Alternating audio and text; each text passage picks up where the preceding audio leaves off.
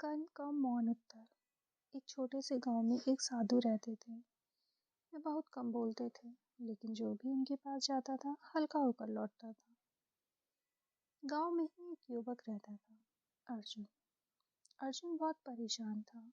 वह हमेशा सोचता रहता था, मेरे साथ ही सब गलत क्यों होता है। मैं अच्छा हूँ, फिर भी मुझे दुख क्यों मिलते हैं। एक दिन वह साधु के पास पहुंचा। अर्जुन बोला, बाबा मैंने किसी का बुरा नहीं किया, फिर भी जीवन मुझे सजा क्यों दे रहा है। साधु मुस्कुराए। उन्होंने अर्जुन को एक खाली कटोरा दिया। अर्जुन गया, लेकिन जैसे ही वह नदी में कटोरा भरता, उसमें छेद होने के कारण पानी गिर जाता। वह कई बार कोशिश करता रहा, पर कटोरा खाली ही रहा। थक हार कर वह साधु के पास वापस लौटा और बोला, बाबा ये असंभव है, कटोरा टूटा हुआ है।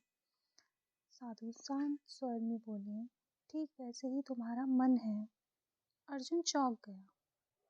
साधु बोले, तुम अच्छे कर्म तो करते हो, लेकिन हर कर्म के साथ शिकायत, अपेक्षा और क्रोध का छेद जोड़ देते हो, इसीलिए शांति टिक नहीं पाती।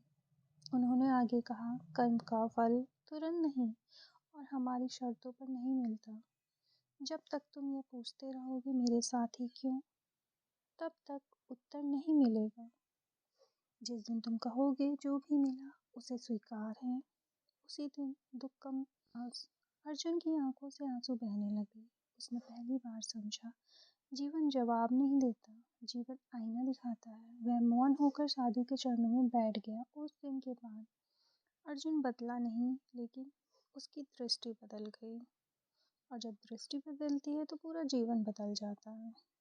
जिस दिन तुम कहोगे जो भी मिला उसे स्वीकार है, उसी दिन दुख कमजोर हो जाएगा।